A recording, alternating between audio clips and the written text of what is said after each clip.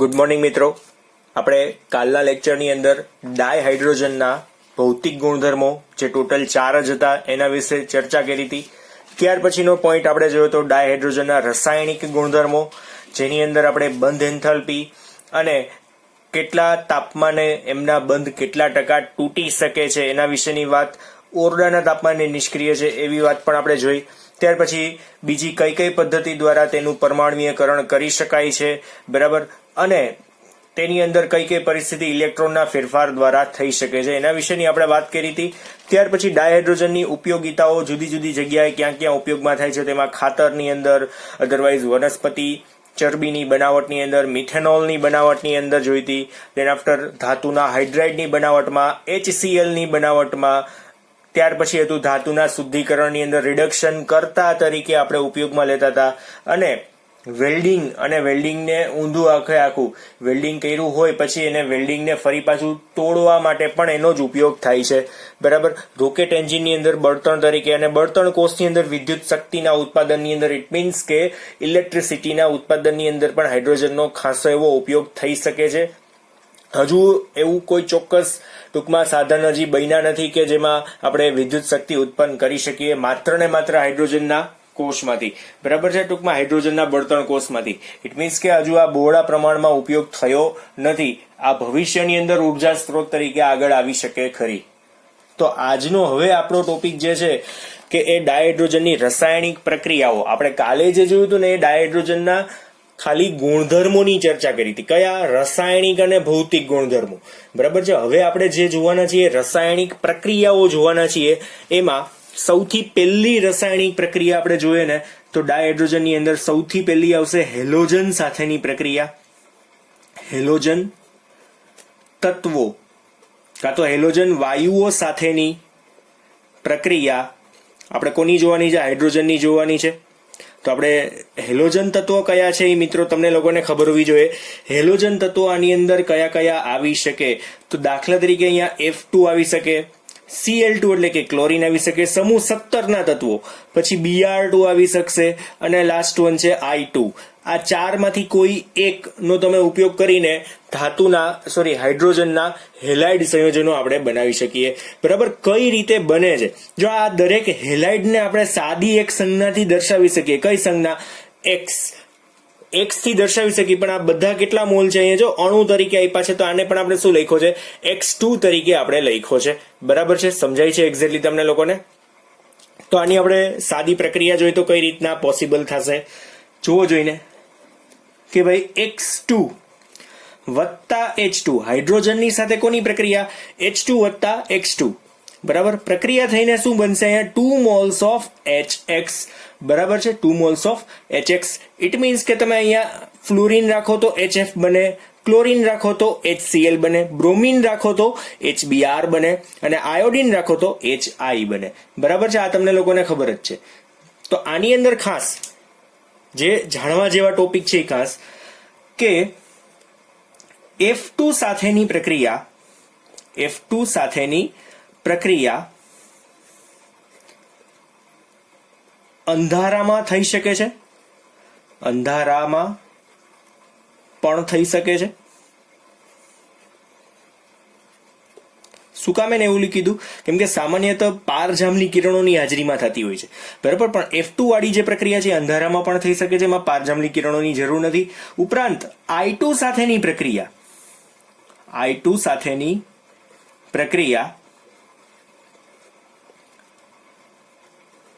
માટે ઉદ્દીપકની જરૂર પડે છે. એમને ટૂંકમાં પ્રક્રિયા આગળ થશે નહીં. કોઈ એક ઉદ્દીપક જે રાસાયણિક પ્રક્રિયાનો વેગ વધારી શકે. શું કામ એને? કેમ કે I2 સાથેની પ્રક્રિયા છે ને એ અતિશય ધીમી પ્રક્રિયા છે. એનું આપણે અહીંયા ટૂંકમાં રીઝન એ સાથે લખી નાખીએ. પ્રક્રિયા ઘણી ધીમી હોવાના લીધે, પ્રક્રિયા ઘણી ધીમી હોવાથી તેમાં શું ઉપયોગમાં લેવું પડશે? આપણે અહીંયા ઉદ્દીપકનો ઉપયોગ લેવો પડે, જેનાથી શું થાય કે પ્રક્રિયા કેવી થશે? ઝડપી બની શકે, બરાબર છે મિત્રો? સમજો છો અહીંયા? અને લાસ્ટ એક પોઈન્ટ, પ્રક્રિયાના વેગ માટેની વાત. કે અહીંયા 4 ની પ્રક્રિયા કરીએ છીએ એકમાં તો ઉદ્દીપકની જરૂર છે. તો તમને સીધો પ્રશ્ન થાય કે સર કોની પ્રક્રિયા સ્પીડમાં થઈ શકે? તો અહીંયા આપણે પ્રક્રિયા વેગ લખીએ. કોનો પ્રક્રિયા વેગ વધારે, કોનો ઓછો, બરાબર? તો F2 જે છે ને એ સૌથી ઝડપથી પ્રક્રિયા કરશે. F2 સૌથી ઝડપથી, એટલે આપણે અહીંયા ગ્રેટર ધેનની નિશાની કોના કરતા? તો કે ભાઈ Cl2 કરતા. Cl2 કોના કરતા વધારે ઝડપથી પ્રક્રિયા કરશે? Br2 થી. અને આયોડીન કરતા કોણ વધારે? Br2. ઇટ મીન્સ કે સૌથી ધીમી પ્રક્રિયા કોની છે? આયોડીનની છે, જે મેં હમણાં જ કીધું. તો આયોડીનની પ્રક્રિયા ધીમી હોવાના લીધે ત્યાં તમારે શું ઉપયોગમાં લેવું પડશે? કોઈ એક ઉદ્દીપકની જરૂર પડી શકે. એ ડિપેન્ડ્સ ઓન રિએક્શન. કયો ઉદ્દીપક કઈ પ્રક્રિયા માટે, ટૂંકમાં શું બનાવવું છે એના માટેનો ચોક્કસ ઉદ્દીપક હોય, બરાબર? તો F2, Cl2, Br2 અને I2 આ પ્રક્રિયાનો વેગ છે, જેમાં તમે એમ કહી શકો કે ફ્લોરિન છે ને એ સૌથી ઝડપી પ્રક્રિયા કરે અને આયોડીન છે એ સૌથી ધીમી પ્રક્રિયા કરે. આ બંને વચ્ચેના ટૂંકમાં આવી જશે, વચ્ચે જ આવે ને એમ, બરાબર? સમજો છો એક્ઝેક્ટલી? બહુ સહેલી છે પ્રક્રિયા. એટલે જો આ પર્સનલી તમને 2 માર્કમાં પૂછાય તો હેલોજન સાથેની પ્રક્રિયા તમને લખતા આવડી જાય. આટલો આ પોઈન્ટ તમારે લખવાના આવશે. કેટલા જે મેં અહીંયા લખેલા છે, બરાબર? બહુ સિમ્પલ છે અને આવડી જાય એવા છે. મેં ટૂંકમાં લખવાની ખાસ ટ્રાય કરી છે કે તમે આને જ તમે તમારી નોટ્સની અંદર એડ કરશો, બરાબર? ચાલો ત્યાર પછી આગળ વધીએ. બીજી રિએક્શન જોઈએ. બીજી રિએક્શન છે ડાય ઓક્સિજન સાથેની પ્રક્રિયા. ડાય ઓક્સિજન. હવે તમને લોકોને સીધી જ ખબર પડી કે હાઇડ્રોજનની ડાયઓક્સિજન એટલે કે O2 સાથે પ્રક્રિયા થાય તો શું થાય? ડાયોક્સિજન સાથેની પ્રક્રિયા તમે જ કહો છો એને શું થઈ શકે? H2 અને O2 ભેગા થાય તો શું બને? એટલે H2O2 નહીં, આપણે પાણીના મોલ ટૂંકમાં સેટ કરવાના છે કે 2 મોલ ઓક્સિજન હોય તો હાઇડ્રોજન કેટલા હોવા જોઈએ? ટોટલ 4 હાઇડ્રોજન હોવા જોઈએ, બરાબર? તો સીધી જ રિએક્શન આપણે જોઈએ અહીંયા શું બનશે? 2H2 વત્તા O2. બંને કયા ફોર્મમાં હોય? ગેસિયસ ફોર્મમાં જ હોય ને, વાયુ અવસ્થામાં હોય, બરાબર? આ પ્રક્રિયા છે એ મિત્રો ઉદ્દીપકની હાજરીમાં થશે. કોની હાજરીમાં? ઉદ્દીપકની હાજરીમાં. અધરવાઇઝ અથવા તો તમારે ડેલ્ટા તાપમાન આપવું પડશે, અતિશય ગરમી આપવી પડશે, બરાબર? અને પછી શું બનશે અહીંયા? 2 મોલ્સ ઓફ H2O. સીધી થઈ ગઈ ને વાત અહીંયા? 2 મોલ્સ ઓફ H2O. અને આ કયા ફોર્મમાં હોય મિત્રો? લિક્વિડ ફોર્મમાં હોય. અને ખાસ જે અહીંયા આપણે વધારાનું એક એડ ઓન કરવાનું છે કે આ પ્રક્રિયા જે બને છે એની અંદર અતિશય ઊંચી કંઈક એન્થાલ્પી, કંઈક ઉર્જા છૂટી પડે છે, જે કેટલી? 285.9 કિલો જૂલ પ્રતિ મોલ. આ ઉર્જાનો એકમ છે કિલો જૂલ પ્રતિ મોલ. 285.9 કાં તો 282 પોઈન્ટ હોય સમથિંગ, બરાબર? આ થોડી ઘણી જુદી જુદી દરેક જગ્યાએ તમને ઉર્જાઓ જોવા મળશે, પણ નિયર અબાઉટ 280 આપણે ગણીએ તોય ચાલે કે એટલી પ્રચંડ ઉર્જા છૂટી પડે છે. તમને લોકોને ખ્યાલ છે કે કોઈ પણ 2 પરમાણુ એકબીજા સાથે જોડાય તો સૌથી પહેલા અથડામણ થાય, બરાબર છે? સૌથી પહેલા પ્રારંભિક અથડામણ થાય અને પછી એ જે અથડામણને લીધે જે ઉર્જા છૂટી પડે છે એ ઉર્જાનું અહીંયા મૂલ્ય લખેલું છે. જો મિત્રો માઇનસનો મિનિંગ આપણે અહીંયા એ સમજવાનો છે કે ઉર્જા છૂટી પડે છે. કોઈ પણ રીતે ડેલ્ટા H નું મૂલ્ય જો નેગેટિવમાં લખ્યું હોય ને તો એ ઉર્જા છૂટી પડતી હોય, બરાબર? પોઝિટિવમાં લખ્યું હોય તો આ પ્રક્રિયા દરમિયાન આટલી ઉર્જા ઉમેરેલી હોય. જો અહીંયા પ્લસ ની સાઇન હોત ને તો, અધરવાઇઝ કાંઈ સાઇન લખી ન હોત મેં, માઇનસ કે પ્લસ, તો તમારે પ્લસ જ સમજવાની. તમે શું કે તેમાં કે ભાઈ આટલી ઉર્જાની જરૂર પડી છે. અહીંયા માઇનસ છે તો એટલી ઉર્જા ત્યાંથી છૂટી પડી છે પ્રક્રિયા દરમિયાન, બરાબર છે? એટલે 2 પરમાણુનું કોલિઝન થાય તો કંઈક અથડામણ. તમને લોકોને ખ્યાલ છે વાદળ ભટકાય ને વીજળી થાય તો વાદળમાં શું ભટકાતું હશે? તમને એમને હવા ભટકાય તો એવું થાય, પણ એની અંદરના કણો, પરમાણુઓ ભટકાતા હોય, એમની વચ્ચે કોલિઝન થાય ને અતિ પ્રચંડ કોલિઝનના લીધે કંઈક ઉર્જા ઉત્પન્ન થાય છે. સમજાય છે એક્ઝેક્ટલી? તો અહીંયા એ વાત કહેવા માંગીએ છીએ આપણે. અને બીજું વાત કે ભાઈ ઉષ્માગતિશાસ્ત્ર તમે ચેપ્ટર નંબર 6 ભણશો ને એટલે મિત્રો તમને એન્થાલ્પી રિલેટેડ કોઈ પણ નાનકડો એવો ડાઉટ થશે ને તો એની અંદર તમારે સોલ્યુશન થઈ જશે. અત્યારે તમારે શું સમજવાનું છે? ઉર્જા. એટલે અહીંયા માઇનસમાં મૂલ્ય આપ્યું છે ને એટલે આપણે કહી શકશું કે આ પ્રક્રિયા ઉષ્માક્ષેપક પ્રક્રિયા છે. શું કાવે ને? ઉષ્માક્ષેપકનો મિનિંગ શું થાય? ઉર્જા છૂટી પડે છે. ઉષ્માક્ષેપક એટલે શું? ઉર્જા છૂટી પડવી. અને ઉષ્મા શોષક આનાથી ઊંધું છે. ઉષ્મા શોષક એને શું કહેવાય? ઉર્જા ઉમેરાવી. અહીંયા શું થાય છે? માઇનસ મૂલ્ય છે તો છૂટી પડે છે. સમજો છો ને એક્ઝેક્ટલી? ચાલો ત્યાર પછી ત્રીજી રિએક્શન, આ તો બહુ સહેલી જ હતી. ત્રીજી પ્રક્રિયા પણ સહેલી જ છે, જોઈ લઈએ. ડાય નાઇટ્રોજન સાથેની પ્રક્રિયા, ડાય નાઇટ્રોજન સાથેની પ્રક્રિયા આપણે પહેલા જ જોઈ લીધી.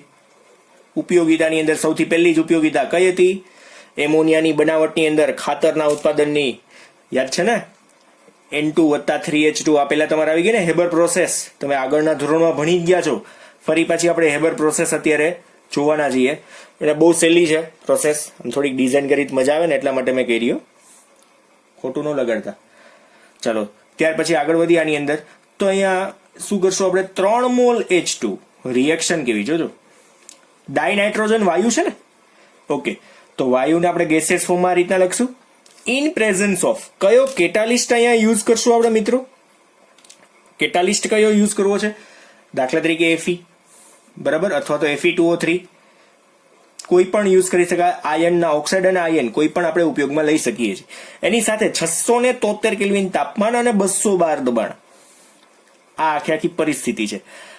આટલી પરિસ્થિતિની અંદર આ પ્રક્રિયા કરવાની છે. આ ઉદ્દીપકની પણ જરૂર છે જ, બરાબર. અને પ્રક્રિયા દરમિયાન બનશે શું? તો 2 moles of NH3, 2 moles of NH3 in gaseous form, બરાબર. અને આની સાથે પણ મિત્રો કંઈક ઉર્જા છૂટી પડે છે, જે કેટલી છે એ જોઈએ.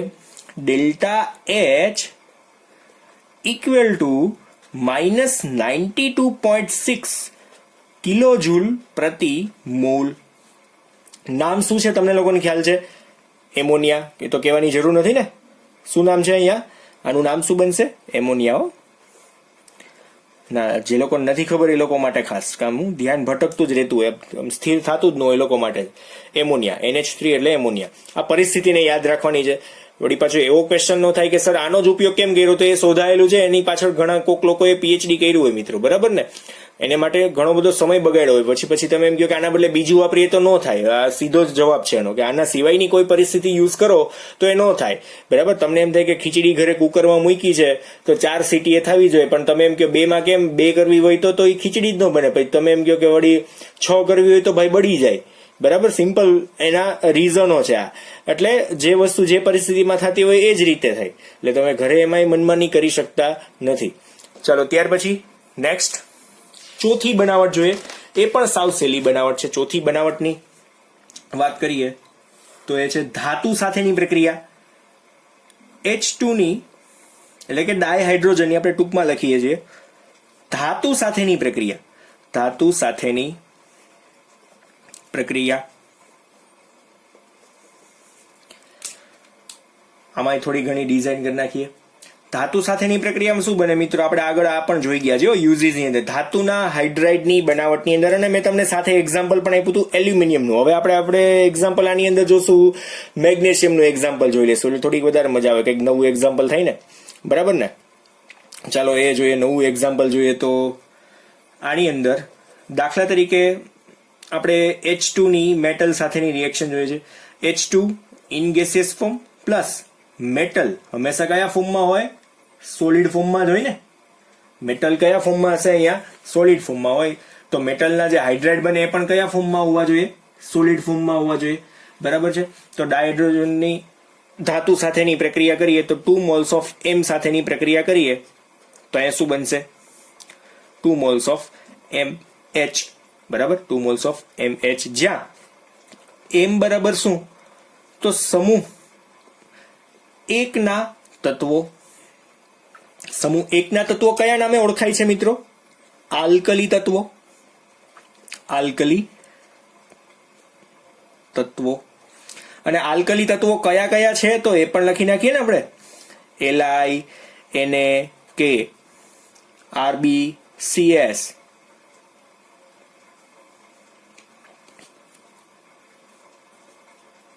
બરાબર. એટલે આપણે એમાં પેલા 3 સાથેની જ પ્રક્રિયા જોવાની છે, વધારાની આગળની કોઈ પ્રક્રિયા જોશું નહીં. પછી બહુ વધી જાય પ્રક્રિયા ખોટે ખોટી, એટલા માટેની વાત છે. ચાલો તો ત્યાર પછી જોઈએ આગળ. સીધી પ્રક્રિયા એક્સ્ટ્રા જે રિએક્શનો છે એની વાત કરી નાખીએ. આપણે અહીંયા ગ્રીન કલરથી લખ્યું છે તો ગ્રીન કલર વાળી રિએક્શન અમુક બતાવીએ કઈ કઈ રિએક્શન બની શકે. દાખલા તરીકે H2 વત્તા 2 મોલ્સ ઓફ Na. તો આપણે શું લખશું અહીંયા 2 મોલ્સ ઓફ NaH. પછી તમે લોકો લખી શકો છો હવે લિથિયમના હાઇડ્રાઇડ, પોટેશિયમના હાઇડ્રાઇડ, રૂબિડિયમના હાઇડ્રાઇડ અને સીઝિયમના હાઇડ્રાઇડ. આવું લખી શકશો એક્ઝેક્ટલી. બહુ સિમ્પલ છે, બરાબર. ચલો ત્યાર પછી જોઈએ તો આ પ્રક્રિયાની અંદર બહુ કઈ ખરેખર આવતી નથી. બહુ સાદા હાઇડ્રેટ જ બનાવ્યા છે, પણ આલ્કલી છે એ ખાસ યાદ રાખવાનું છે. આ ગ્રીન કલરનો પોઈન્ટ તમારે ખાસ યાદ રાખવાનો છે. આ વિથ એક્ઝામ્પલ આપણે જોઈ લીધું, બરાબર. ધાતુના હાઇડ્રેટ, અહીંયા સોડિયમ હાઇડ્રેટ એનું નામ થશે. લખી દઉં નામ, સોડિયમ હાઇડ્રાઇડ. ચાલો ત્યાર પછી જોઈએ પાંચમી રિએક્શન. શું આવશે? ધાતુ આયન અને ધાતુના ઓક્સાઇડ સાથે પ્રક્રિયા. ધાતુ આયન અને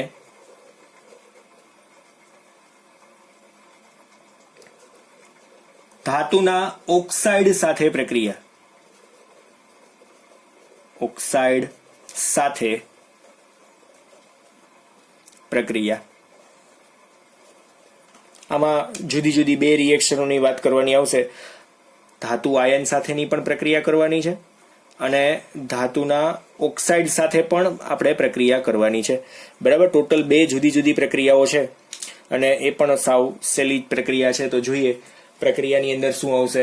તો ધાતુ આયન સાથેની પ્રક્રિયા જોઈએ ને તો સાવ કોમન રિએક્શન આપણે એક જોઈએ કે H2 વત્તા દાખલા તરીકે પેલેડિયમ છે, Pd2+ છે, બરાબર.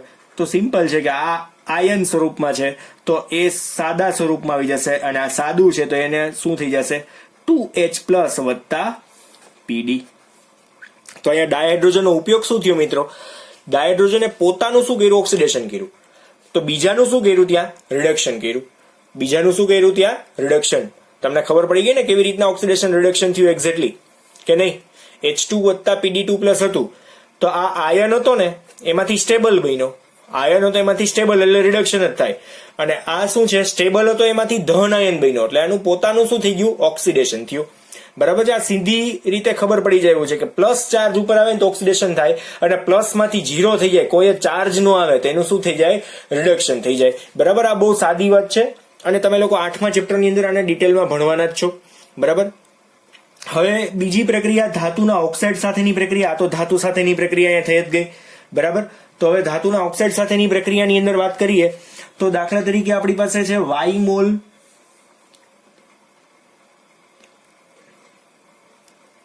H2, બરાબર. વાયમોલ H2 છે. એની પ્રક્રિયા આપણે કોની સાથે કરવાના છીએ? ધાતુના ઓક્સાઇડ સાથેની પ્રક્રિયા કરવાના છીએ. તો એમાં શું આવશે? MXO ધાતુનો ઓક્સાઇડ આપણે જોઈએ છીએ. MX અને OY આ રીતના કરીએ, બરાબર. તો એક્ઝેક્ટલી થઈ જાય. તો અહીંયા શું છૂટું પડશે મિત્રો? જોજે ને આ X મોલ M શું આવશે? X મોલ M YY વાળા બધા ભેગા વત્તા શું આવશે? YH2O. બહુ સિમ્પલ છે. ટૂંકમાંની સાથેની પ્રક્રિયા થઈ ગઈ, સાવ સહેલી પ્રક્રિયા. હવે આની અંદર તમે Fe2O3 કરી નાખો તો સિમ્પલી ટૂંકમાં Fe2O3 એટલે આપણે ઓક્સિજન પ્રમાણે આપણે જો જોઈએ ને તો Fe2O3 વાળી એક સાદી રિએક્શન જોઈ નાખીએ એટલે તમને વધારે ખબર પડી જાય. તો અહીંયા હું શું કરીશ? 3 મોલ. જો Y બરાબર 3 લઉં છું, Y બરાબર 3 વત્તા અહીંયા શું લઉં છું? Fe2O3 થઈ ગયું. જો Y બરાબર 3 લીધા, આમાં પણ 3, અહીંયા પણ 3. આ વધારાનું એક એક્ઝામ્પલ છે. તો અહીંયા 2 મોલ્સ ઓફ શું આવશે? Fe વત્તા શું આવશે? 3 મોલ શું આવશે મિત્રો? અહીંયા H2O. જો ઓક્સિજન 3 છે, હાઇડ્રોજન કેટલા છે? 6 છે. હાઇડ્રોજન 6, ઓક્સિજન 3 થઈ ગયા. પોસિબલ છે રિએક્શન, રેડી. તો બરાબર. હવે અહીંયા Fe ધાતુથી ઓછી સક્રિય ધાતુના ઓક્સાઇડનું જ એક ખાસ એક તમારે યાદ રાખવાનું છે કે Fe થી ઓછી સક્રિય હોય ને એના ઓક્સાઇડનું જ Fe થી ઓછી સક્રિય હોય એના ઓક્સાઇડનું આપણે ટૂંકમાં અહીંયા રિડક્શન કરી શકીએ. ઇટ મીન્સ કે અહીંયા Fe2O3 છે, આનું રિડક્શન કરી શકાય આપણે. આ મેં તમને એક્ઝામ્પલ પહેલાય બતાવ્યું હતું. એલ્યુમિનિયમનું રિડક્શન કરી શકાય, મેગ્નેશિયમનું રિડક્શન આપણે કરી શકીએ. Mg2O3 હોય તો Mg2O3 માંથી આપણે મેગ્નેશિયમ આપણે અહીંયા સરળતાથી મેળવી શકીએ. એટલે એનાથી ઓછી સક્રિય હોવી જોઈએ. FE થી વધારે સક્રિય હોવી જોઈએ નહીં. સક્રિય ઇટ મીન્સ ફટાફટ રિએક્શન કરતી હોવી જોઈએ નહીં. ડન, સમજાય છે? બહુ સહેલી રિએક્શન છે. ચાલો ત્યાર પછી છઠ્ઠી પ્રક્રિયા જોઈએ, અને આજની છેલ્લી પ્રક્રિયા છે છઠ્ઠી, કાર્બનિક સંયોજન સાથેની પ્રક્રિયા. અને થોડીક ઇમ્પોર્ટન્ટ કહીએ તો પણ ચાલે એવી રિએક્શન છે, થોડીક ઇમ્પોર્ટન્ટ, આમ થોડીક અટપટી પણ છે, પણ આપણે એને અટપટી રીતે નહીં પણ બહુ સહેલી રીતે જોવાના છીએ. કાર્બનિક સંયોજનો સાથેની પ્રક્રિયા. કાર્બનિક સંયોજનો સાથેની પ્રક્રિયા.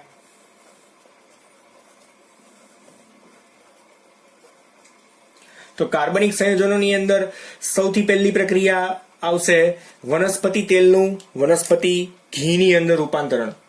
વનસ્પતિ તેલનું વનસ્પતિ ઘીની અંદર રૂપાંતરણ એટલે આપણે 1 નંબર આપીને આની અંદર લખીએ. પહેલી પ્રક્રિયા જે છે એ વનસ્પતિ તેલ માંથી શું બનાવવાનું છે? વનસ્પતિ ઘી. વનસ્પતિ ઘી ની બનાવટ, આમ નામ લખી જ નાખીએ, ની બનાવટ. તો આની અંદર કયા પોઈન્ટ આવશે મિત્રો? તો એ જોઈએ ને તો ખાસ વનસ્પતિ તેલ નું નિકલ ઉદ્દીપકની હાજરીમાં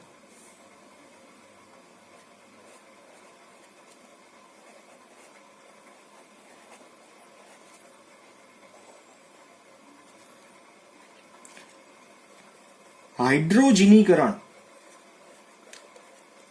એટલે કે હાઇડ્રોજન ઉમેરવાની પ્રક્રિયા. નિકલ ઉદ્દીપકની હાજરીમાં હંમેશા હાઇડ્રોજનીકરણ ટૂંકમાં થતું હોય, હાઇડ્રોજન જ ઉમેરાતું હોય. આ એક તમારે ખાસ યાદ રાખવાનું છે કે હાજરીમાં હાઇડ્રોજનીકરણ પ્રક્રિયા કરતા માર્ગેરીન આ શબ્દ તમારા માટે નવો છે, અને વનસ્પતિ ઘી, માર્ગેરીન હમણાં હું તમને કહું છું, વનસ્પતિ ઘી જેવી ખાદ્ય ચરબી બને છે. આ માર્ગેરીન અને વનસ્પતિ ઘી આ બંનેની અંદર ફેર શું? તો તમે લોકો ડાલડા ઘી તો સાંભળેલું જ છે. આ મેં તમને યુઝીસમાં પહેલાય કીધું હતું, પણ ફરી પાછું કહું છું, ડાલડા ઘી તો સાંભળેલું જ છે. પણ જે માર્ગેરીન છે ને એ સ્પ્રેડ બટર આવે છે.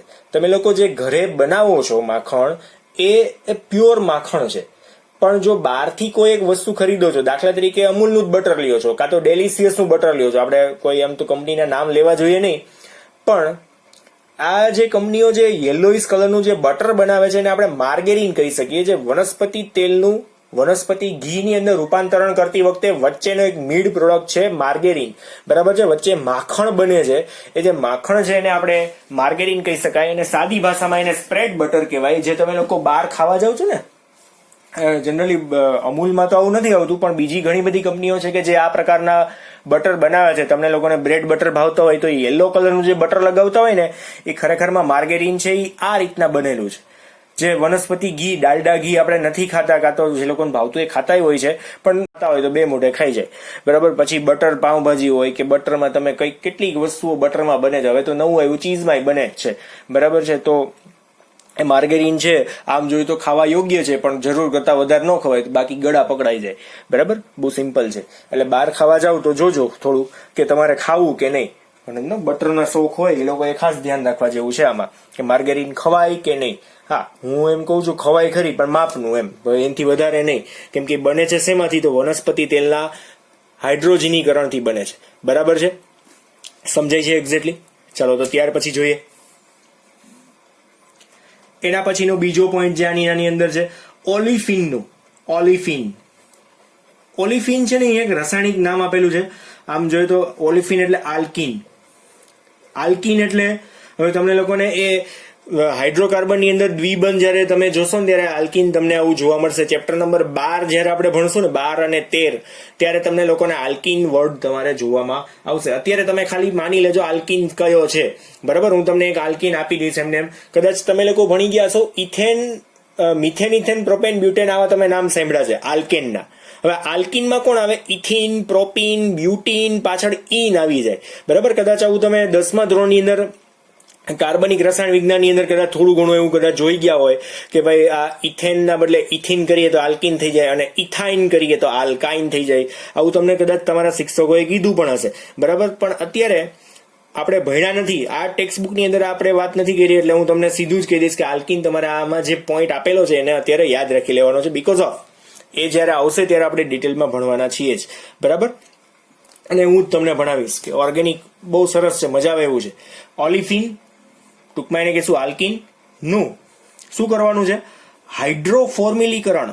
હાઇડ્રોફોર્મેલીકરણ, ફોર્મિલીકરણ એટલે કે હાઇડ્રોજન અને ફોર્મેલિન બધી જ વસ્તુ આની અંદર ટૂંકમાં ઉમેરવાની છે. બની જશે આખે આખું હાઇડ્રોફોર્મેલીકરણ કરવાથી શું બને છે? આલ્ડીહાઇડ. શું બનશે? આલ્ડીહાઇડ, જેનું રિડક્શન કરવાથી છેવટે શું બને છે? આલ્કોહોલ બને છે. છેવટે શું બને? આલ્કોહોલ બને છે. હવે મિત્રો અહીંયા એક મારે તમને કહેવું પડશે, કેમ કે આ પોઈન્ટ એવો છે કે આપણે જ્યારે સુધી 12મું ધોરણ નહીં ભણીએ ને ત્યાં સુધી ઓક્સિડેશન રિડક્શનની પ્રક્રિયાઓ આવશે નહીં, જે ઓર્ગેનિકની રિએક્શન છે. કેમ કે આ જે રિએક્શન છે ને ઓર્ગેનિકની રિએક્શન છે અને એ આપણે હજુ ભણ્યા જ નથી. ઓર્ગેનિકની આપણે એબીસીડી નથી ભણ્યા, તો રિએક્શનો તો ન જ ભણ્યા હોય, બરાબર છે. પણ અત્યારે જે આપણે યાદ રાખવાનું છે ને એની અંદરના પોઈન્ટ તમારે ખાસ જો સમજવા હોય ને તો આપણે સૌથી પહેલા શું કે ભાઈ હાઇડ્રોજનની પ્રક્રિયા છે તો હાઇડ્રોજનને તો ઉમેરી જ દેશું, બરાબર. એની પ્રક્રિયા કોની સાથે કરવાની છે? તો કાર્બન મોનોક્સાઇડ સાથે કરવાની. જો અહીંયા H2 અને CO છે, હવે વત્તા આપણે ઓલિફિન ઉમેરવાનું. તો ઓલિફિનને આપણે અહીંયા R એટલે શું થશે? કાર્બન જ થાય, પણ આપણે આ રીતના જ લખીએ છીએ RCH double bond CH2, RCH double bond CH2. આ પ્રક્રિયાની અંદર છે ને આલ્કિન ને દર્શાવો છે, પણ કયો આલ્કિન એ નક્કી નથી, એટલે અહીંયા આગળ શું કરી નાખ્યું? R લખી નાખ્યું છે. એટલે અહીંયા ખાલી આપણે ઇથિન નથી લેતા. ઇથિન લેવો હોય તો લઈ શકાય, પણ આપણે ઇથિન લેતા નથી. અહીંયા આગળ R કરી નાખ્યો એટલે કે હાઇડ્રોજન ઓછો છે. તમને લોકોને ખબર છે ને કાર્બન 4 જણા સાથે જોડાય, આ તો ખબર છે ને, એક કાર્બન છે એ 4 સાથે બંધ બનાવી શકે. તો અહીંયા આ રીતના ટૂંકમાં આપેલું છે, બરાબર. કાર્બન મોનોક્સાઇડનું બંધારણ તમે લોકો ચેપ્ટર નંબર 4 ની અંદર સમજશો કે તમને એમ થાય કે સર અહીંયા તો કાર્બન ઓક્સિજન સાથે જ છે, 4 બંધ ક્યાં? હું તમને દેખાડીશ ત્યારે તમે ભણશો ને ત્યારે, બરાબર. આ અપવાદરૂપ કેસ છે. આની અંદર 4 બંધ દેખાશે નહીં, 3 બંધ દેખાશે અને ચોથો બંધ જ નથી, બરાબર. પણ ચોથો આ ઇલેક્ટ્રોન છે, એટલે તમે જાજુ વિચારતા નહીં. અત્યારે તમારે શું જોવાનું છે? આ રિએક્શનને કમ્પ્લીટ કરવાની છે કે ભાઈ કાર્બનિક રસાયણ વિજ્ઞાનની અંદર હાઇડ્રોજનનો ક્યાં ઉપયોગ થાય છે? તો ભાઈ આ પ્રક્રિયાની અંદર થાય છે કે ઓલિફિનનું એટલે કે આલ્કિનનું હાઇડ્રોફોર્મિલીકરણ કરવા માટે ટૂંકમાં થાય છે. એનાથી શું બને છે? તો આલ્ડીહાઇડ બને છે. આ યાદ જ રાખવાનું અત્યારે, તો એનું કારણ છે આપણે ભણ્યા નથી. એ ટોપિક ટૂંકમાં આને અત્યારે કહી શકાય એવો નથી, કેમ કે બહુ જ લાંબા ટોપિક છે ને આગળ આપણે થિયરી આવશે ત્યારે ભણશું 12મા ધોરણની અંદર અને 11મા ધોરણની અંદર ચેપ્ટર નંબર 12 અને 13 જ્યારે ભણશો ત્યારે આવશે. અત્યારે માત્ર આટલું જ યાદ રાખવાનું. H2 ની પ્રક્રિયા કોની સાથે? કાર્બન મોનોક્સાઇડ અને ઓલિફિન સાથે કરીએ તો શું બને? તો સૌથી પહેલા શું બનશે? જો R ની સાથે કોણ છે? CH છે, તો ત્યાં કોણ આવી જશે? CH2. એક હાઇડ્રોજન છે ને એ આની પાસે આવી જાય CH2. પછી આ ડબલ બંધ હતા ને, આ જે દ્વિબંધ હતા ને તૂટી ગયા. હવે અહીંયા શું થઈ ગયું? CH2 આમનામ જ, બરાબર. તો હવે જો એક હાઇડ્રોજન અહીંયા જતો રહ્યો તો અહીંયા વધ્યું કોણ? C. પછી આનો એક હાઇડ્રોજન અને O, એટલે આપણે શું લખી નાખ્યું? CHO, બરાબર. જોવો જોઈને કાર્બન હાઇડ્રોજનની સંખ્યા જોવો જોઈએ ને એટલી ને એટલી જ છે. કાર્બન કેટલા હતા જોવો જોઈએ, 1 2 અને 3 આ કાર્બન છે, તો અહીંયા પણ છે 1 2 અને 3 કાર્બન છે. R કેટલા છે? તો R એક જ છે. હાઇડ્રોજન કેટલા છે? તો 2 3 4 અને 5, તો અહીંયા 2 4 અને 5 છે. કમ્પ્લીટ થઈ ગયું. આને આપણે શું કહેવાય મિત્રો? આલ્ડીહાઇડ. એટલે આ પહેલી પ્રક્રિયા થઈ ગઈ આલ્ડીહાઇડ. આ શું કહેવાશે? આલ્ડીહાઇડ કહેવાય. CHO હોય ને એને આલ્ડીહાઇડ કહેવાય. આ ક્રિયાશીલ સમૂહ છે. CHO આલ્ડીહાઇડ ક્રિયાશીલ સમૂહ છે. હવે બીજી રિએક્શન જોઈએ આની અંદર, તો બીજી રિએક્શનમાં એ જ પ્રક્રિયા, પણ પ્રક્રિયા કોની સાથે કરવાની? હજુ હાઇડ્રોજન સાથે જ કરવાની છે. H2 વત્તા શું કરવાનું છે? RCH2 CH2 અને CHO. RCH2 CHO. આ પ્રક્રિયા જે છે એ મિત્રો કઈ પ્રક્રિયા છે? રિડક્શનની પ્રક્રિયા છે. તો અહીં લખી નાખું છું રિડક્શન. હવે આલ્ડીહાઇડના રિડક્શન થી શું બનશે? અહીંયા આલ્કોહોલ બનશે. આ ખાસ શબ્દો સમજજો. આલ્ડીહાઇડના રિડક્શન થી શું બનશે મિત્રો? આલ્કોહોલ, બરાબર છે. તો આ જે CHO છે ને એની અંદર 2 હાઇડ્રોજન ઉમેરાવાના છે. કઈ રીતના ઉમેરાશે, તો આગળનું જો આ બધું એમનેમ જ રહેશે. જોજો અહીંયા RCH2 એમનેમ જ રહેશે. પછી અહીંયા જો આ CH છે ને એ શું બની જશે CH2. આ CH જે છે એ CH2 થી એક હાઇડ્રોજન અહીંયા ઉમેરાશે અને એક છે ને એ ઓક્સિજન સાથે, એટલે અહીંયા OH આવી ગયો. તો આને મિત્રો શું કહેવાય? આલ્કોહોલ. શું કહેવાશે? આ આલ્કોહોલ. બરાબર છે. તો આ રિએક્શન જે બે ટોટલ રિએક્શન આપણે જોઈએ અત્યારે, સૌથી પહેલા આલ્ડીહાઇડ બનાવ્યું, પછી એના રિડક્શન થી શું બને છે? આલ્કોહોલ. આ બે રિએક્શન ને તમારે કમ્પ્લીટ 10 વાર લખીને પ્રિપેર કરવાની છે. એના વગર તમે મને અત્યારે પૂછતાય નહીં કે કેવી રીતના હવે પાકી કરવી. બરાબર. શું કરશો હવે? તમે આને 10 વાર સીધી લખી જ નાખશો, ઓલિફિન. કેમ કે એનું રીઝન છે કે આપણે લોકો હજુ અહીંયા હાઇડ્રોકાર્બન અને કાર્બનિક રસાયણ વિજ્ઞાનની પાયાની સંકલ્પના એટલે કે ચેપ્ટર નંબર 12 અને 13 ની કોઈ જ પ્રકારની ચર્ચા કરી નથી. એટલા માટે અત્યારે આ પોઈન્ટને આપણે શું કરવો પડશે? યાદ રાખવો પડશે. ડન. તો મિત્રો આપણે અહીંયા ટોટલ 6 જે રાસાયણિક પ્રક્રિયા છે હાઇડ્રોજનની, એના વિશેની દરેક ચર્ચાઓ આપણે કરી નાખી છે. બરાબર. તો આજે આપણે અહીંયા સુધી જ રાખશું અને આ 6 પ્રક્રિયાને તમારે કમ્પ્લીટ લખીને પ્રિપેર કરવાની છે. હું તો કહું છું 5 વાર લખીને પ્રિપેર કરજો. ટોટલ આપણે 6 પ્રક્રિયા છે, કઈ ખાસ વાર લાગે એવું નથી. હોમવર્ક બહુ નાનું છે, 1, 2, આમ જોઈએ તો 3 અને 4 જ પેજનું હોમવર્ક છે. બરાબર. 5 વાર લખો તો 4 × 5 = 20 પેજ થાય. આ તો મારા તો પેજ સાવ નાના છે. બરાબર. તમારી પાસે તો ચોપડો છે તો તમે તો 2 પેજમાં આખી પ્રક્રિયા ઉપર કમ્પ્લીટ કરી નાખશો. તો વ્યવસ્થિત સરસ પતી જશે અને કમ્પ્લીટ લખજો 5 વાર, તો જ યાદ રહેશે. બરાબર છે. એટલે હવે આમાં કઈ બીજી વાર પૂછવા જેવી કોઈ વસ્તુઓ બાકી રહી જતી નથી. અને કઈ ડાઉટ હોય તો તમે મને ફોટો પાડીને કે આ જગ્યાએ ડાઉટ છે વોટ્સઅપની અંદર લખી નાખજો. બરાબર. કે અહીંયા ડાઉટ છે, તમે મને સમજાવો તો હું તમને સમજાવી દઈશ. ડન. તો આજે અહીંયા સુધી જ રાખશું આપણે. Thank you.